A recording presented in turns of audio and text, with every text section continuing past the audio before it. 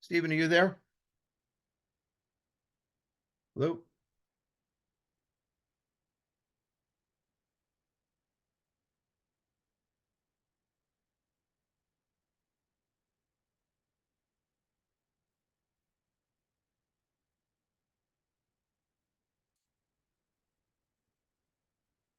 Hey, Steve.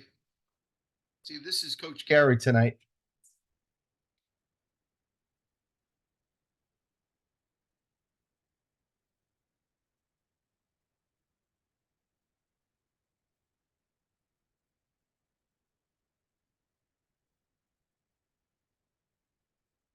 We'll wait for a few minutes for everyone to get in.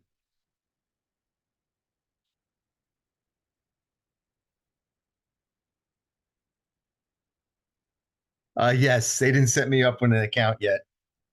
So I'm backdooring it with Scott right now. So Scott's usually the teacher on this program. So I'm filling in for him just for this evening, and hopefully you'll get a little bit out of my teachings. Once everybody gets going, we'll wait a few minutes here.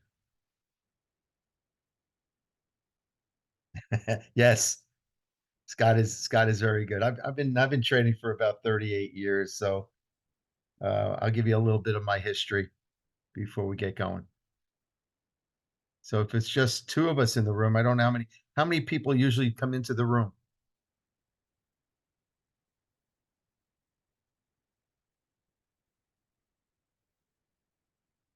Oh, I see. There you go. Good. We'll just give it a minute or two. Looks like we got four. Perry's in, Paul's in, Steven's in.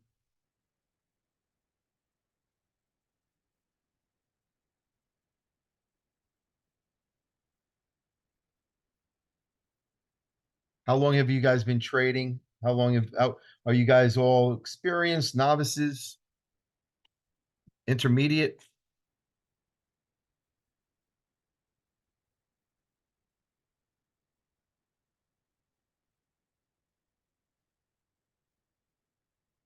Can everyone hear me? You can unmute if you like.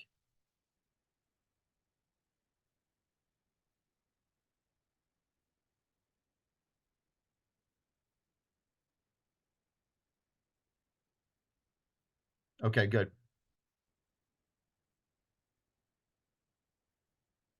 Hey, Steven. You hear me? Gotcha. So, Yeah, we got some people who have been trading for a long time.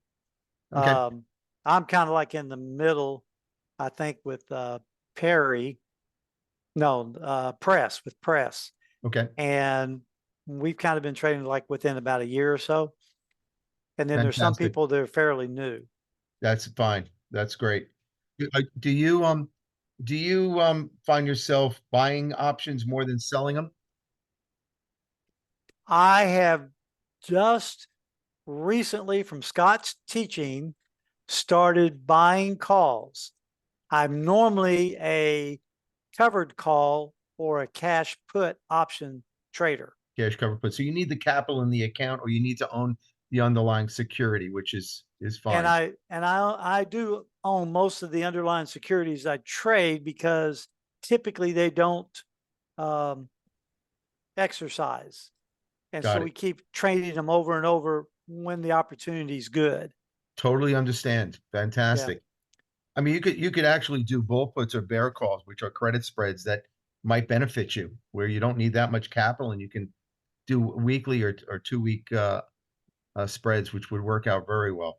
Right. I've just barely gotten into spreads. I think I've done 2 calendar spreads and 1 Iron Condor spread. Iron Very Condor nice. was done about 3 months ago, I guess. Yeah, so you basically zero delta on those. You just want that to sit still. The one thing you may want to look at, just think about something. You say you do naked puts. So think about naked puts. I know the premium is a lot, but think about the capital you need in your account in order to do that naked put. Why But not just we only do it for 2 days. okay, but why don't you do it for 5 days as a bull put. In other words, sell that put, buy that lower put, take some of that premium. Yeah. Yeah. And let's say if you have a $2.50 spread, all you need is 250 in margin per contract. So if Yeah. you did 20 contracts, all you need is $2,500 in the account. And let's say it's a $600 stock, you don't need 60,000 per contract. So you could do higher priced stocks that way. So it's something to think about, but we'll get into it. But listen, Yeah. I think everyone's here. There's four of us in the room. I just want to say, welcome, Stephen, Paul, Perry, and Nick. If you want to unmute yourself and we can talk along as we go, unless you don't want to, that's fine. But we're going to be talking about volatility today and the Greeks. And then I know you've gone through the whole course so far. I saw the itinerary is pretty involved. I'll take questions on any of that stuff at the end if you like. So to give you a little bit about my background, I've been trading for about 38 years. I was a floor trader for Goldman Sachs for 27 of them on the New York Stock Exchange. I was actually a market maker. I've experienced as many types of markets, many bull markets and very bear markets, and also using many different types of strategies. I was able to beat the market over that time. I've been very successful doing it. I'm basically teaching to keep myself young. I'm 65 years old. I've been retired since I was 49, and I'm finding myself enjoying teaching quite a bit. So it's experiencing, giving my knowledge like Scott has through to all of these the people that come into the room. So it's a really fascinating thing to do. Okay, so let's go right into this. Let's bring this up. Let me share this with you. Any questions, guys? Okay. Can everyone see this? Yep. Yes. Perfect. Okay. So we're going to be talking about implied volatility and option Greeks. Now, I just want to do a disclaimer because basically I just got to make sure that you're aware that this service is basically illustration purposes only. Trading test techniques and strategies and ideas are basically not guaranteed to produce profits. We just basically want to make sure the CVU Learning Group and its affiliates do not guarantee the accuracy or completeness of the timeliness of this information provided. Just want to make sure that you're aware that anything we do talk about, that maybe a position that I hold, it's my position. And if you decide to take it, it's basically on your shoulders. So, but we're here to teach you strategies and ways of trading. Okay. Yep. Okay, Sounds today's agenda. We're going to look at intro to implied volatility and option Greeks. Please stop me anywhere through this discussion because it can get a little involved. We're going to be talking about implied volatility, delta, gamma, theta, vega, option strategies, matrix, and so forth. So, what is implied volatility? Well, there's two types of volatility. There's historical volatility and implied volatility. Now, we know historical volatility is everything that's happened in the past. So it's an annualized 30-day standard deviation of the change of the close to close prices as a percentage is your historical volatility. It's a zigzagginess of the stock price. And what does that give us? That gives us technical analysis. Now, I don't know if you guys have dived into technical analysis yet, but it's a great way of looking at herd mentality, support and resistance lines. Have you all touched a little bit on technical analysis? The only time we've done that is when he's gone through our watch list Okay, and we talk about each one of the stocks of what he expects that stock to do, what's a good signal to get in. perfect. We do talk a little bit about resistance and support, but not necessarily I think we've covered those, but we haven't done it in depth. If you want, towards the end of the class, I'll take 10 minutes and show you the charts that I use for supports and resistance. I look at moving averages and relative strength, RSI. I look at a few other things that we can look at as well, okay? It might be of interest to you. What I find that I could never have been such a good trader without technical analysis on the floor of the exchange, because it does drive herd mentality when it breaks through a resistance or support. So with implied volatility, there's two components to option pricing. Okay. Do you guys know what extrinsic and intrinsic is? We were supposed to. Okay. So the extrinsic value includes everything greater than the intrinsic value. Well, what is intrinsic value? That's the amount that the option is in the money by. Now, what's the three ways of buying a strike? Does anyone know? You can buy it in the money, out of the money, and I guess long term out there Or at the money?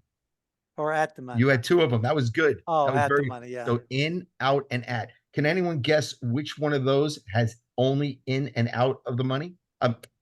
Intrinsic and extrinsic value? Which is the In the, only in the money.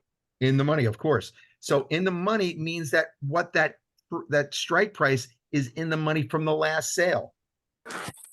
Remember, options are derivatives. You can buy and sell as many options as a person, anyone can buy or sell. It's not like a stock. A stock has a certain amount of outstanding shares, and what's actually being traded is the float. Now, does anyone know what a float is? No, not really. Is that Yeah, how just many available float money. shares? Yes. Who just said that?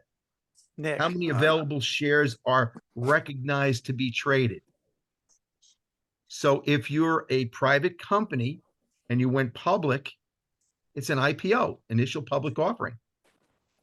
So they look at, you go to a banker and say, listen, I got to pay out all my private placement guys, and I have to raise capital through an IPO to pay these guys off. Otherwise, I'm going to go broke. I'm going to take all the money and give it to them. And how am I going to run my company? So they do an initial public offering. They issue the shares. And now some people don't want the shares in the marketplace. They hold it back. What reason? They might want to pay new employees restricted stock. They may want to hold it for expansion. They don't even want it out in the marketplace to be shorted. So whatever left to be traded is called the float. Now I just said a word, shorted. Does anybody know what shorting a stock means? Selling a stock you don't have. Exactly. And what's your risk? The stock goes down. What direction do you want it to go if you're short the stock? Oh, right. You want it to go down, right? Yes. To buy it back. If it goes up, you can lose money. Well, that's exactly right. And how much could you lose? Unlimited, right? It could go, it could be taken over, it could keep going like Amazon did. My gosh, you'd be like holding your breath, saying, "Oh my gosh, I never short naked." And I don't know if you recall the mem stock. You know what a mem stock is? It's mem stock is things like AMC. Yes, AMC and GME. What happened there? Why did those stocks go up 60, 80, 90 points in one day? What do you think happened? My understanding is the big guys went and shorted it, and so the little guys got everybody to go in and start buying the stock, and as they bought it, it raised the price. Well, guess what happened? You got about 90% correct on that. What happened was these hedge funds shorted naked, Paul. Shorted naked, thousands and thousands and millions of shares. So what happens is, this little army of people came along and they all got together and they said, you know something? Let's all buy 10 contracts of calls in GME, let's say GameStop. Now, how many shares is 10 contracts? 100 shares. No. 10 contracts. What's that? 1,000. 1,000 shares. One contract's 100. Yeah. 10 contracts, 1,000. That's right. 100 contracts is 10,000. So right. 1 million people out there bought 10 contracts. So what happens what can a buyer do that a seller can't do on an option? What can a buyer do that a seller can't do? A buyer can He can exercise. exercise Ah, the oh, that's option. right. The buyer can exercise and assign it anytime you want. And what happens to the seller? He's He what? has He to has to sell it. pay. He's He has to buy it. obligated. He's obligated to deliver the security. So Correct. think about this. So all of a sudden you had 1 million people long 10 contracts and they all exercise them at the same time. Well, the other side of that contract, they're scrambling to buy stock to deliver to the buyer, but they couldn't find it. And they had to pay up 60, 70, 80, $90. That's called a short squeeze. Okay. I know I went off a little bit here, but I thought that was educational for you guys to know. Okay. Okay. I understood that. Okay. So we have extrinsic values includes everything greater than intrinsic. And intrinsic amount is the option is in the money. So what is extrinsic value? And we just explained it. It's the value of an option price above and beyond. I'm sorry. What is extrinsic value? The values of the values and option price above and beyond its intrinsic value. And what is market risk? Risk of loss based on the potential price change by the underlying asset. So just remember those. That's really important. Okay. Now, we're going to get into we're going to get into the Greeks now. We're going to look at delta, gamma, theta, and vega. Now, let's move this over. So here's the implied volatility. So implied volatility defined. Implied volatility is the measure of the market's expectations for future price fluctuations, specifically within the context of the option trading.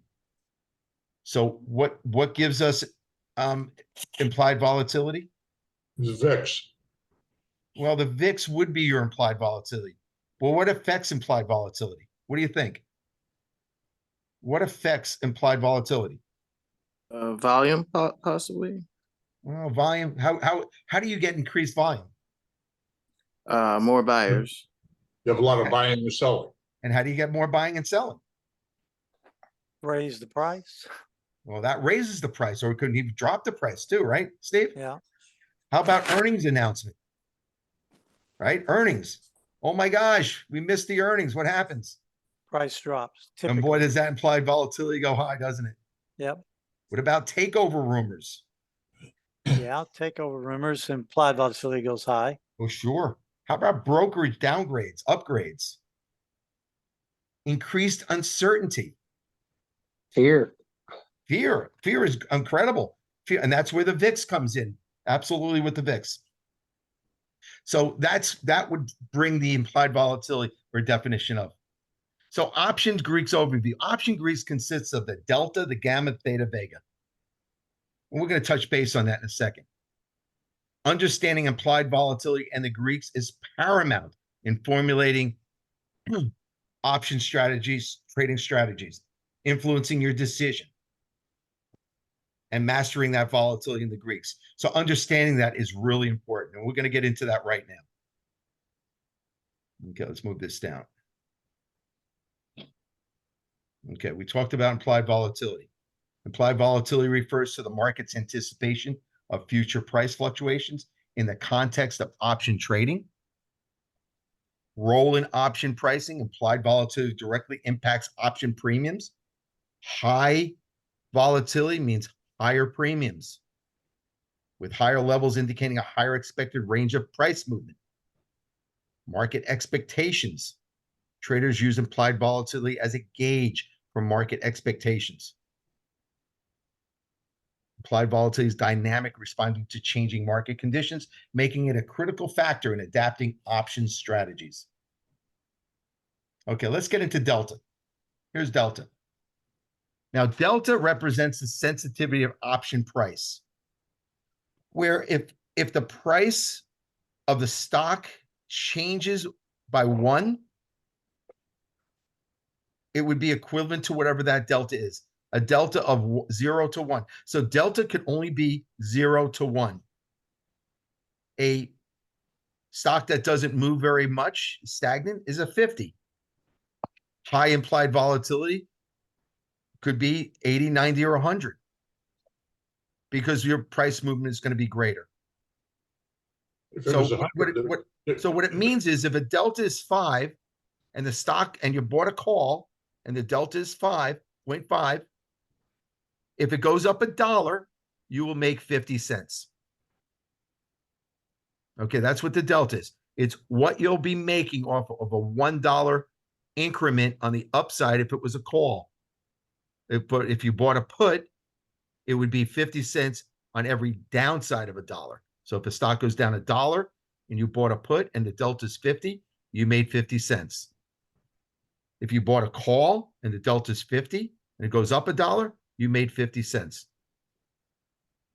Okay. so if delta was 1, would that be the same as buying the stock? It'd be the same. Absolutely. Absolutely. And I do that quite often. I want to own the stock and I see that 4 weeks out, I got a delta of $1, but yet I'm paying a third of what the price of the stock is. Why lay out the whole amount of the stock when you can do it as a delta 1? Right? Yeah, so there are some that have a delta of 1. Delta of 1. Absolutely. Wow. Now again, that's going to be quite in the money though. You might be 30, 40 points in the money, but it's better than saying, hey, I want to own the stock and lay out, let's say it's a $10,000 stock or it would cost you 10,000 to own that stock. You might be able to buy it for 2,500 bucks. And the same amount of one contract would be 100 shares. You definitely have that ability.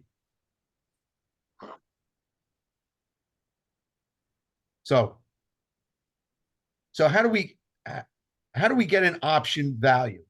Looking for option value.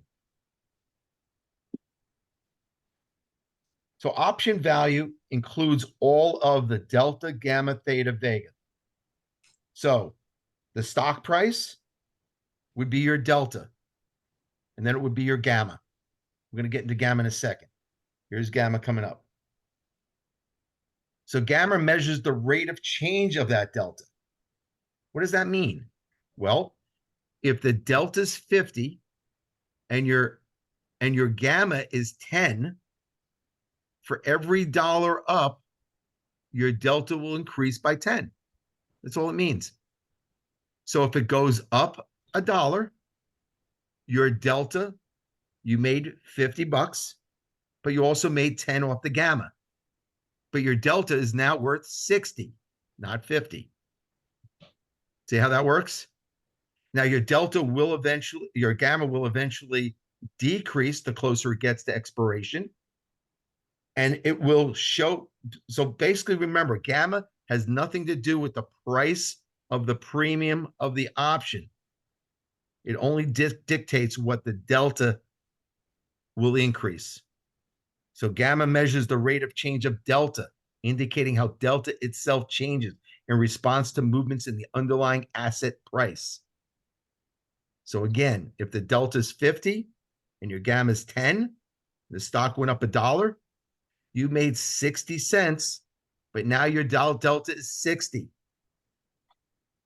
So if it goes up another $1, you're going to make 60 plus the gamma. The gamma might have dropped down to 8.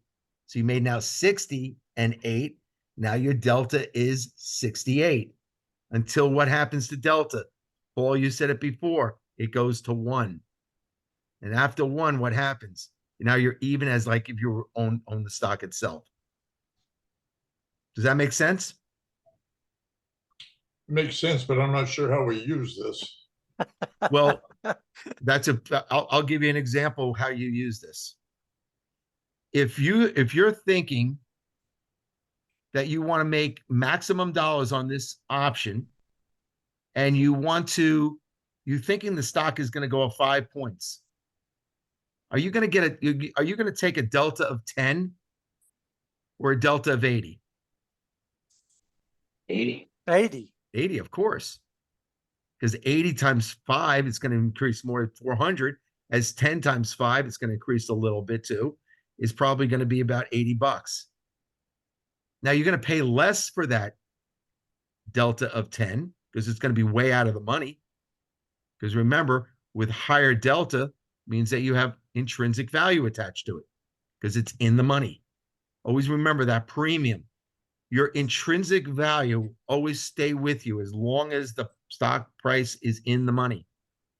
At expiration, is there any extrinsic value left? No, Right, No. that's time. Okay, that's time. And we're going to get into theta in a second, but I want to stay with gamma for a second here. So higher gamma suggests that the delta is more sensitive to price changes, making options more responsive to shifts in the underlying asset. Traders consider gamma when assessing the responsiveness of their option position to market movements. Is to manage risk by anticipating how delta may change and adapting positions accordingly. What I normally do is I'll buy a delta between 55 and 75 if I think that stock is going higher. And what I'll do is once it reaches 85 to 90, I'll roll it into another month, bringing that delta back down to 55, always capturing as long as the trend is up. If I'm in a call where the trend is down, if I'm buying a put. Now, me personally, I'm mostly a seller of options. Options tend to you tend to make more money selling options. And the reason for that is because people don't know how to buy the call side. They buy them so far out of the money because they think it's cheap, but it never gets there. So you're losing your 20 cents, 25 cents, or whatever small amount that you're paying. But think about it. If it's a 20 cents delta and that 20 cents times 5 is $100 and it never gets there, you're going to lose $100 each time, unless you got a, conditional order saying that, if I lose more than 30% on the option premium, I want out.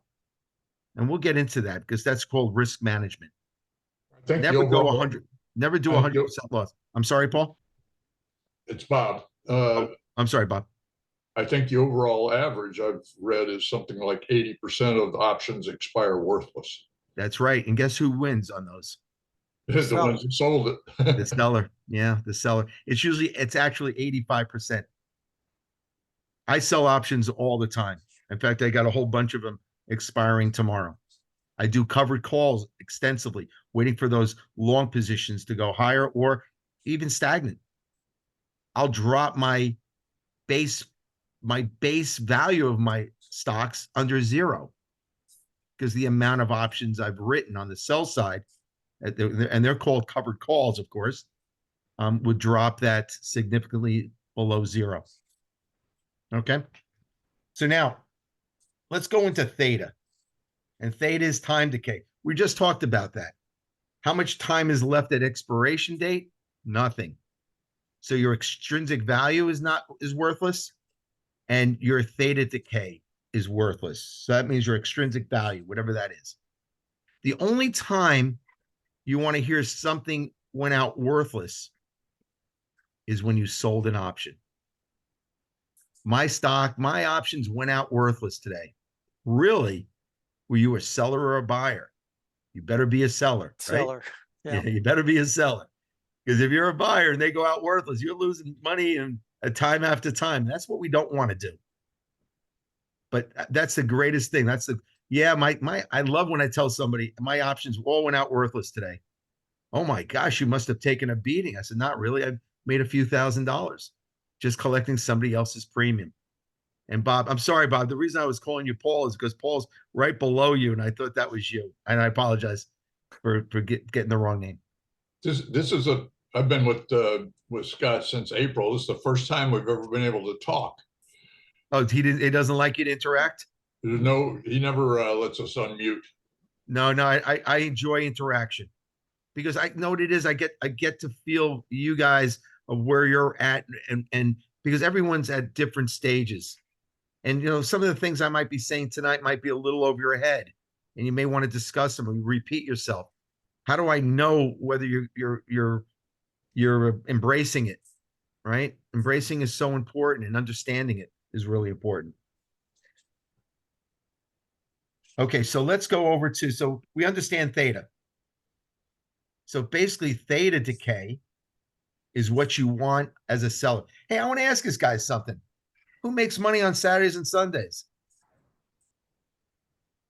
Sellers. The sellers. So all my sell sides, all my options that I sold for next Friday are zipping through theta decay on Saturday, Sunday, and New Year's Day. How great is that?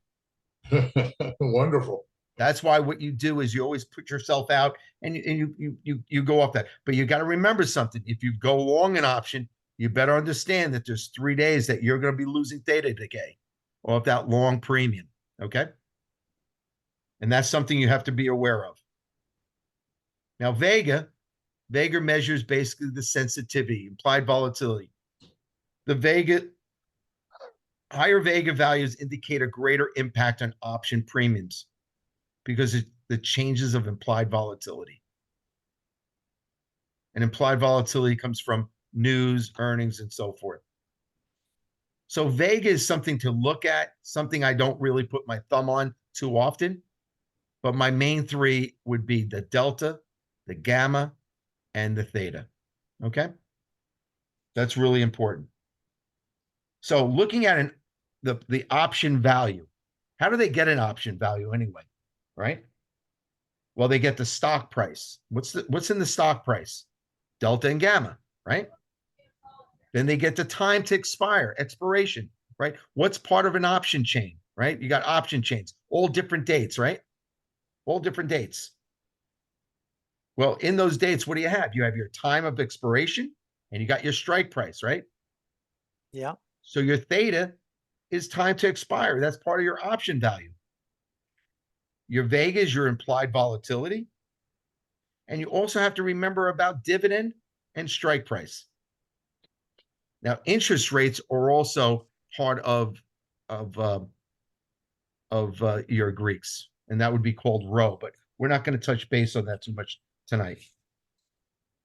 Interest rates are only there if you're margin selling, right? That's exactly right. Okay. So And we normally don't do margins. Scott tries to stay away from that. definitely stay away from margin. You may have to use margin if you're doing certain types of spreads intraday, but very usually when you're selling options, that's basically a margin. You got to use margin. What they're doing is they're taking part of your portfolio and putting it aside to the ones you sold. So if I'm doing, let's say, a bear call, I'm selling a call, buying a higher call. Remember, if I just sold a call, that would be considered a naked call, right? A naked call. Right. Right. So again, if I sold a call and it goes higher above that strike price, I'll be obligated to deliver a short at that particular price. So by buying a higher call protects me. Just remember, it's protection on the credit trades, on bear calls and bull puts. That other one that you sold or the one you bought is more for protection.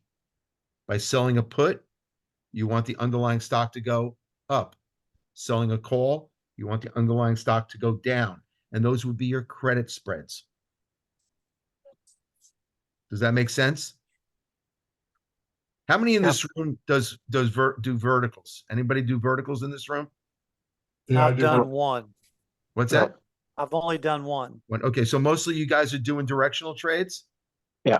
Okay, and on the directional trades, are they mostly buying calls or buying puts? Yes. Okay, so you're basically not taking the opposite side of that. Okay, No. I'm going to talk to Scott because I think doing credit spreads can be very beneficial to you guys. Okay, and think about it. All you're doing is you're buying a put and you want it to go down. However, you're looking at a stock that's down significantly. And let me see if I can show you that on my screen.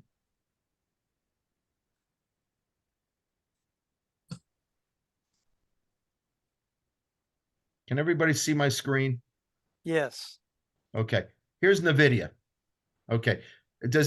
What does everybody use for a platform? Thinkorswim is Thinkorswim, what Scott everybody- shows every- us. Yeah. Everybody's Yeah, in Thinkorswim? Thinkorswim. Okay. No. Not everybody, but No. most Okay. of us are. So let me show you something here. So let's say I'm looking at NVIDIA. Now, first of all, with NVIDIA, before I even do anything, I like to look at my chart. Let me stick NVIDIA up here.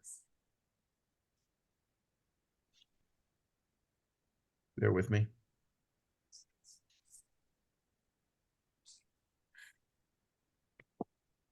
Now, let me put NVIDIA up here. I'm just going to use one type of chart. I use a whole bunch of different types. That's TTM squeeze. And I use this one right here. Okay. Wow. It looks a lot. It looks like, oh my gosh, look at all these numbers. But this is where I find myself looking at uptrends and downtrends. Remember, an uptrend or a downtrend, right? An uptrend is your friend. If you can capture the uptrend of the market, it really doesn't matter when you buy it. You can buy it in the second, third, fourth, fifth, or sixth inning. So what I normally do is I like to flatten out my charts. I like to go to a 3-year weekly. Let me change that. Let me change the 5 to a 3. I can leave it as a 5, but I'll change it to a 3.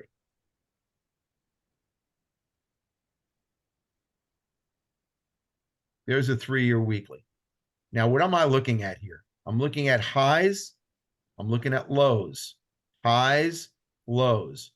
What's the most important thing? Now, most important thing, don't have FOMO. You guys know what FOMO is? We're missing No. out. Afraid to missing out. Absolutely. And what happens is a lot of people end up feeling that they're running after the stock. Now, what's neat about this chart is that does anyone know what simple moving average is or an Yes. exponential? Oh, Yeah. yeah. Okay. So as simple as the closing price of that stock, and the exponential is the average price of that stock, basically. And we do it in certain time frames, days. So on a simple, it's usually 10, 20, 40, 50, 60, maybe 100, 200. Well, that's an average price of the close, but it's really not a good point of contact, because what if the stock went up 40, down 40 and closed unchanged? Well, unchanged doesn't really show the whole picture, does it? No. Because the average price would have been up 20, right? That's where the exponential comes in, especially off the 233. So an exponential would be an 8. It's the ever hear of Fibonacci, guys? Yes. Yeah. Okay. 2 plus 3 is 5, 5 plus 3 is 8, 8 plus 5 is 13. We take the Fibonacci numbers and we turn it into exponential diagrams. So we do the 8, the 13, the 21, 55, 144, 233. And that's what I have here. And what are we looking for? We're looking for the 8 to cross over the 13 to cross over the 21. And there it is right there. There's one action. Now, what are we seeing here? This is the MACD right down here. This is called the value in the average line. This horizontal line is the 0 line. When the value in the average line crosses over the 0 line, it gets into what they call a sweet spot. It broke out right there. But most important, you got the directional moving index along with your ADX. ADX is your strength line. Your DMI is directional moving plus to the minus. The plus gives you strength, the minus weakness with an uptrend of ADX. So what happens here is that you have strength, strength, strength, breakout right there at 212. That's an easy buy, simple buy. It's basically throwing it right at your face. And what are you doing? You're waiting for the MACD or the DMI to cross over right there. There's a crossover. Right here, maybe a little immature for it, maybe a little early. But however, I'm taking my profit. Well, guess what? 200 to my profit is about 230 points. You will get this in many stocks. You'll see that go over. So what do you do with a stock like this? Well, anytime you're looking at options, like right now, what am I looking at? Well, I could guess whether it can go up or go down. I really don't know. But I'll tell you one thing. Look how hard it's having a hard time going up. See that? See how hard it's having a tough time? Tough Yeah, time breaking out, right? yeah, But if it breaks down from these, where's it going to run to? It's going to run down to your 55. If it doesn't hold the 55, that's a support. It's going to run to the 144. So in this aspect, it's trying to get through, trying to get through, trying to get through, trying to get through, trying to get through. Well, guess what? I would go out 1 week and go with a 20 delta. What does that mean? If I go to my trade, go out 1 week to January 5th, put your deltas in there. Here's your delta, gamma, theta, vega. Now remember, your delta, gamma, theta, vega is different on your options than it is on your P&L. If you go in your P&L, and we'll talk about that in another time, but you should really look at your delta, gamma, theta, vega off of your P&L. It's going to show your rate of return. In this aspect, it tells me where I should buy it or sell it. So in the delta, I'm looking for what? I'm looking 20. for a call with a 20 delta. And there it is right here. See it? 1 week out. There it is, 515.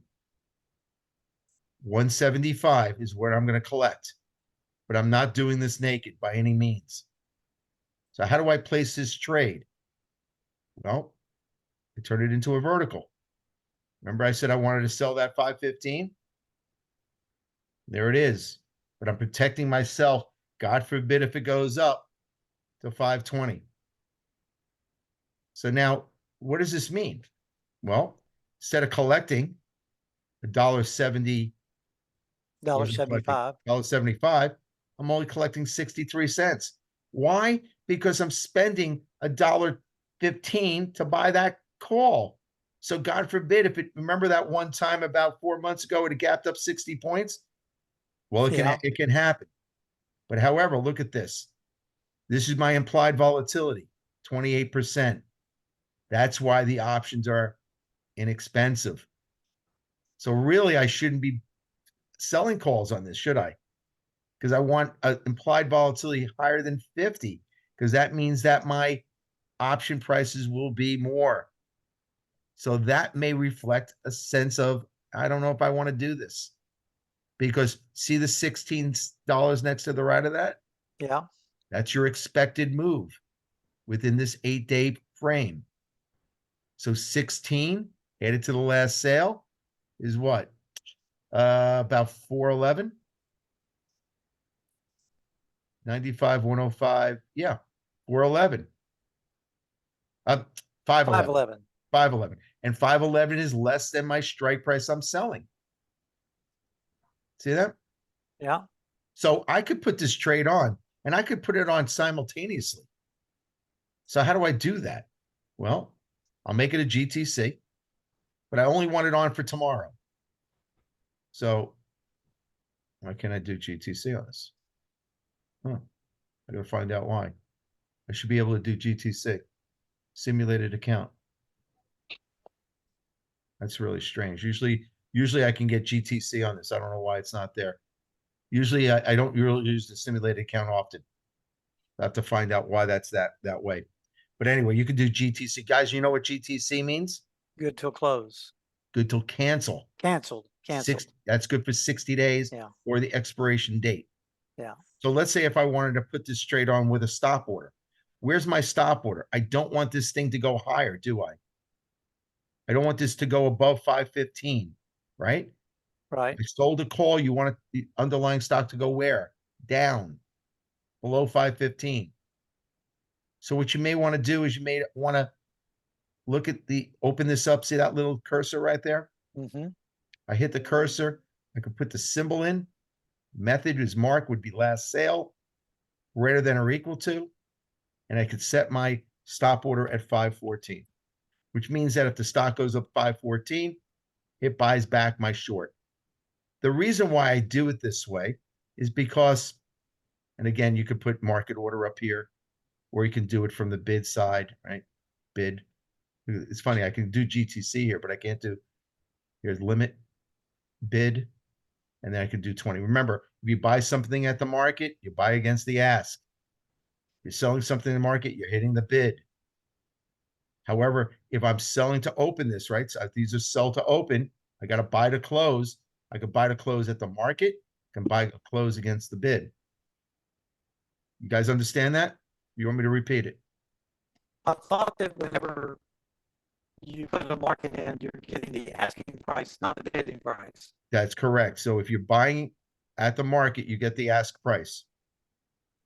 So, but if I don't want to reach across the market and I want to limit my order, I can buy it from the bid side and do it plus here, mark greater than or equal to 514. I'm doing it from the bid, but I'm doing up 20 cents from the bid. What does that mean? Let me show you that. If I go into the quote, here's the quote, 175, 191. If I buy it at the market, what price do I get? 191, Right. If I buy it 10 cents from the bid, what price am I putting it in at? 185. Right. Does the 185 guarantee an execution? No, Exactly. The 191 would, the 185. So if you do against the bid, make sure that you set your alerts.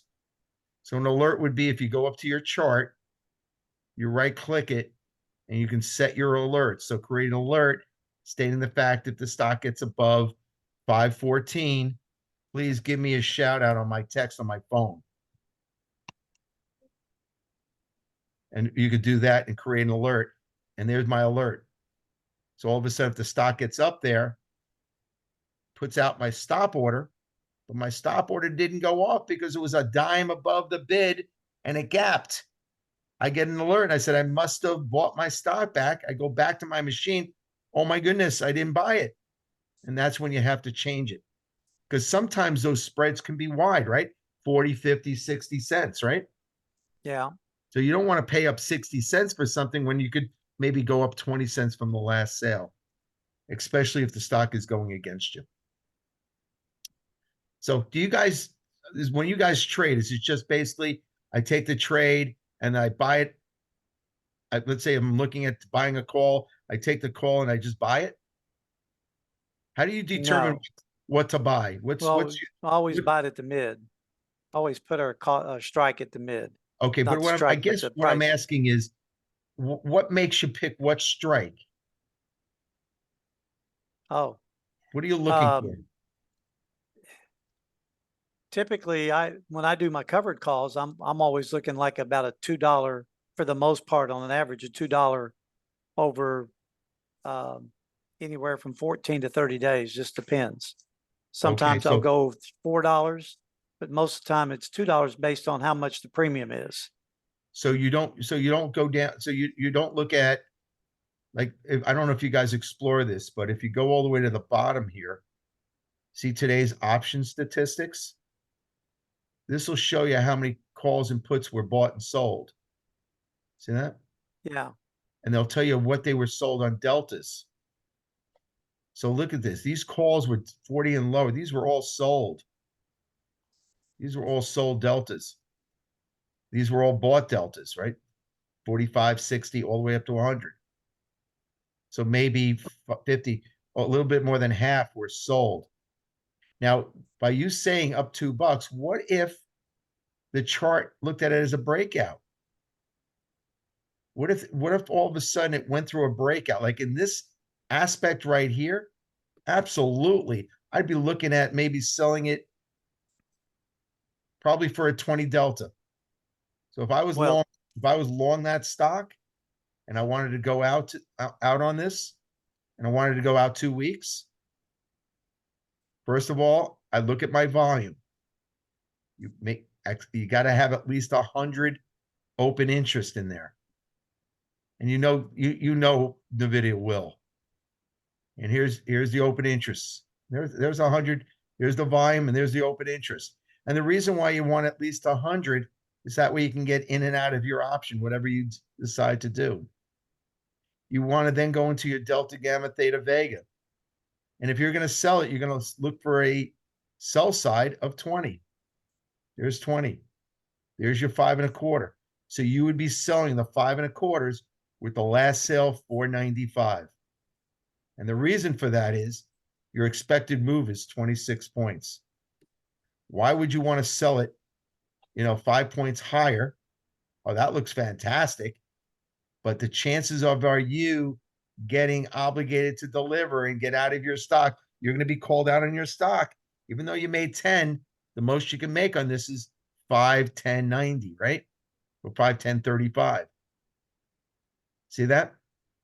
Yeah, You'd be better off going to a 20 delta, selling it at 315, knowing that it's going to expire worthless. So that way you keep your stock. And remember, you may want to get rid of your stock. You may want to say at 495, I want to sell it. And there's nothing wrong with saying, hey, I'll go out 1 week and hopefully I'm wrong and sell it right at the money at 495. There's nothing wrong with that. Because why? Because if you sold it, you would have gotten 495 if you allowed it to get exercised. It's like 503. But what's the downfall? What if the stock drops 20 points? That 805 only protects you down to 487. That's the problem too. So you got to know the direction of where the stock is going and what you can make on that. Guys, do you have any other questions? Let me real quick, if you go back over that, you said 495. Yeah. So let's say, if, for instance, you wanted to sell the stock right out. Okay. Okay. What I would do is this. I would go up to maybe slightly out of it and sell the 685s. But what are you selling? A call or a covered call? A covered call. Okay. Covered call. So let's say I'm long 100 shares and I bought it. I don't know. I bought it at 400. Okay. And it got to a point where I said, I got to get rid of this thing. And so instead of just selling it, I went 2.5 points higher and I sold the 497.50s, Okay. trying to get extra premium. All right. Okay. Now looking at my charts, I'm looking at where it might go, might go. I'll usually go into my VWAP. This is called a volume weighted average price. This tells you strength and weakness of the stock. Above the VWAP is your purple line. That's your strength line. Below it is negative. Above it is positive. So you can actually day trade. This is a 5-minute with 2 deviations. This is your volume weighted average price. So through the VWAP is bullish. Down through the VWAP is bearish. And you can see it constantly makes those moves. These are your support lines, resistance lines. And of course, what happens is once it breaks through the VWAP, that support line becomes a resistance. You can see it tried to break through and failed. Now, each candle is 5 minutes. Okay. Mm-hmm. Each candle is 5 minutes. So what do we do here? Well, let's say I wanted to sell this. I wanted to sell the stock. So I'm looking at my trades and I'm saying, man, it's having a hard time getting through 505. However, what's my support? My support is probably right off of this, 478.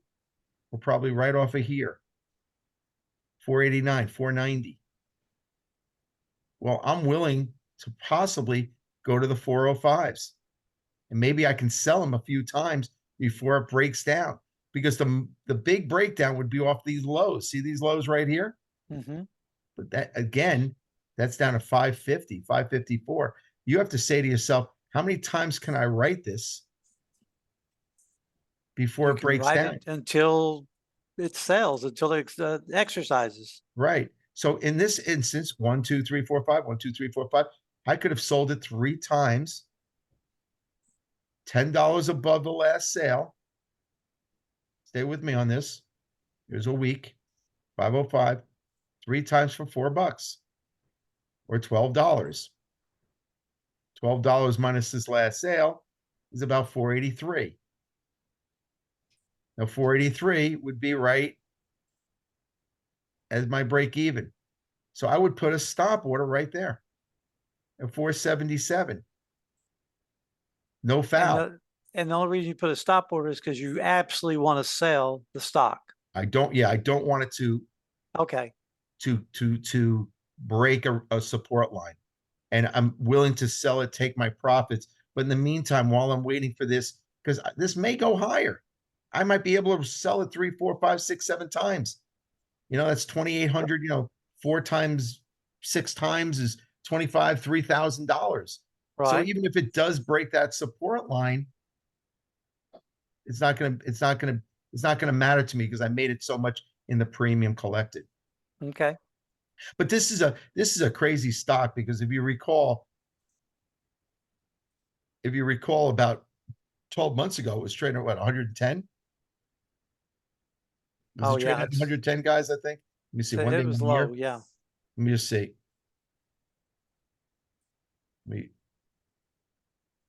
That was right here. Yeah. Let me see. That would be here, February. Yeah, right down here.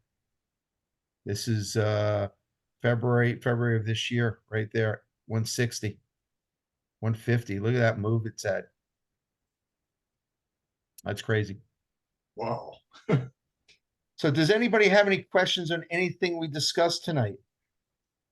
Well, if you keep selling those, like you were saying just now, Right? does that mean you have, each time you sell one, that means you have 100 shares, right? If it's a covered call. That's correct. If you have one call, that's 100 shares. You can only do one, otherwise you're naked. Yeah, that's what I thought. Okay. So you must have 1,000 shares of NVIDIA to do what you were just saying about selling it 4 or 5 times. No, No. I sold the I one know what he's contract talking 4 or 5 about. times. So I sold it for a week. It went Right. out worthless. I sell it for a week. Got Went back out in again. worthless. Sold, Oh, okay. One sold contract at a time. one contract at a time. Okay, I got it. All But right. it's got a lot of money to own the video, though. They're able to do that. Well, but if you could buy the call, you don't have to buy the stock. I know, but that's my problem with calls. I mean, I have not been successful with calls at all. Obviously, I don't know what I was doing, but from what Scott's taught us on what we've been doing, looking at Market Watch, I've gotten a few of those trades in, and I've done pretty good. Like right now, I'm in Intel, Okay. and I got an Intel around 44, and it's up to 50, and I'm going to ride it all the way out to earnings. Oh, wow. Okay. And Because I feel very strong that as it gets closer to earnings, I'll sell before earnings, okay. even though it might do good, but I'm not taking the chance. I don't like to take the chance at earnings, but I'll ride it up to earnings to get that, to make that money. Hey, so Yeah, guys, so that's how what- do you find your earnings and how do you find your news? I go to Whisper, Good. Earnings Earnings Whisper. Whisper, good. And what about news? He's got a link in the watch in our market package that we go to. Marketwatch.com. Beautiful. Yeah. Excellent. Excellent. Is there anything I want to tell you before we go? Well, you said a lot. I mean, I did say a talking lot. about the gammas and the Vegas and all that. It's a lot of information, but we'll have Yeah. this tape. I guess the last thing I want to talk about, if you guys have a few more minutes, I know we're almost at an hour. I don't mind going a little over, but the most important thing is, how is extrinsic value created? Now you always see extrinsic value. That's time, right? That's theta decay, right? Right. Theta decay. How do they come up with what that theta decay? Well, they're going to have to use implied volatility, right? Yep. So the amount of extrinsic value is determined in a couple of different ways. Typically, it's done by finding the annualized volatility, the implied volatility of the past year's equity price changes.